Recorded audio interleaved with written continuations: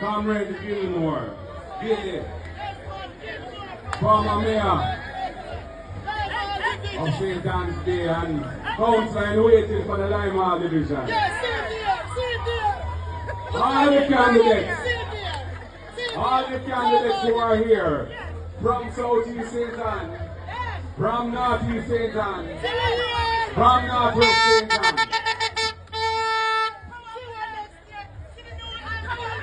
Comrade Luna Samba, big up yourself.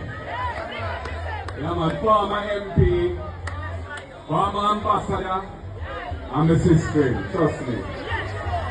Senators Morris and Morris, we have two Senator Morris here now. Yeah man, one beautiful and one beautiful.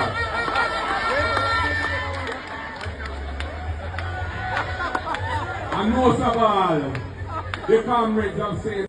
And I tell you, the energy in Monique division, I feel good. I feel good. And then we come up into Claremont, and we have this one on us. Young comrade here. Happy.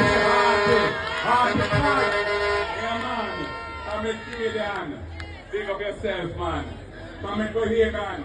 We never reach Benson today, but we're going to try and find a way to come. Link over there, so. You know. Yeah, man. And trust me, Comrade Bell, the trumpet man. Yeah, man. Them man there. We ain't them man there. Them man there know the politics. And them man they always keep me on my toes. And when I'm not on my toes, them always keep me laughing because you pull a vibe. Pick up yourself. We've been putting in the work all over Jamaica. 2020 was a difficult time for our party. You know them call the general election in COVID. Plenty of our voters, all the voters never want to come out. And they said, no, we don't want to take the risk of COVID. And at that time, it was a difficult time for us. And we only ended up with 14 seats out of 63. 14 are we in the house.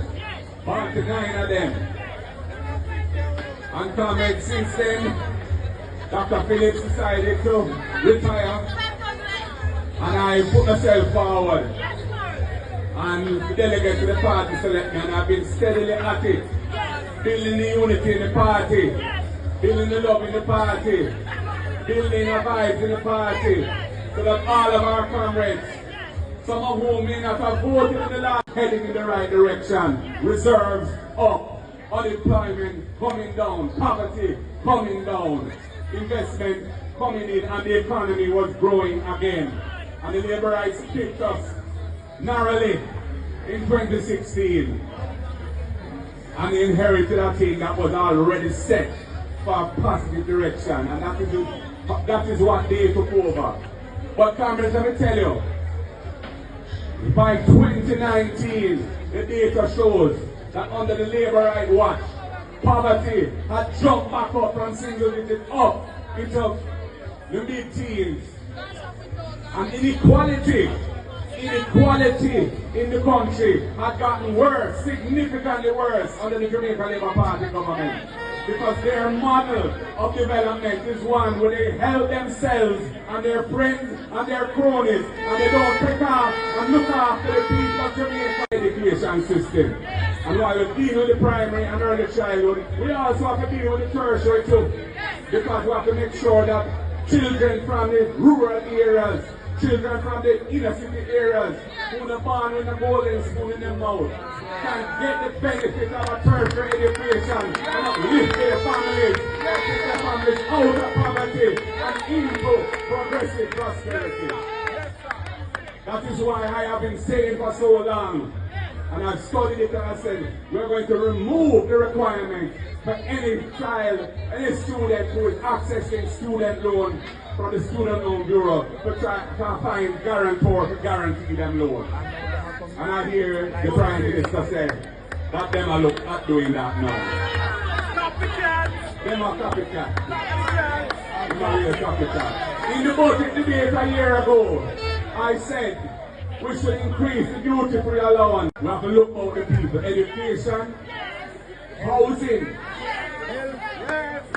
we want to get back into a focus on housing, affordable housing for the people. The National Housing Trust, they have been raiding the money out of it. We had to take some money out of it to make the balance the books for that when we were in that very difficult IMF program. And we did it for 4 years, and we said that would be it. And before we did it, we got an international accounting firm to study the books and come to cabinet and say to us that it would not affect the solvency of the NHT, and that is the only way in which we were prepared to do it. We were criticized by the JLP at the time. No, one of them proxy, I'll take us to court and lose over it. But then they come to office in 2016 and they passed legislation twice to extend that, taking $11.4 billion out of the NHT every year. Informal settlements. People who have been living on land and don't have a title. They've done a proper infrastructure. We need to deal with that. Operation Pride was a good concept. It had some problems with governance. We're going to complete the Operation Pride schemes which have been abandoned and not completed. We're going to finish them off and make sure those people get them titles and them infrastructure. And all of the informal settlements around the country where people are living in no dignity and need a helping hand, we're going to revisit that to put proper infrastructure in place and a titling program and a way them can get proper tenure so them own them on a title and can use it to improve the standard of living for them and their families and the future generation.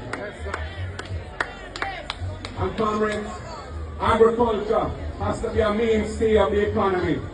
Food security, we're living in perilous times. Last but not least, the next PNP government is not going to be a government that scrapes public resources to enrich the well-connected, the powerful, and the friends of those who hold power. I will be intolerant of any of that. The people's resources must be used for the people and nobody else. I was the one who conceptualized the Integrity Commission. I was the one who designed the Integrity Commission. I brought the legislation for the Integrity Commission to Parliament to ensure that it can receive and share information across all relevant agencies, including foreign, so that it can prosecute corruption cases without the need to beg the DPP to bring any proceedings. But it is being undermined. It is being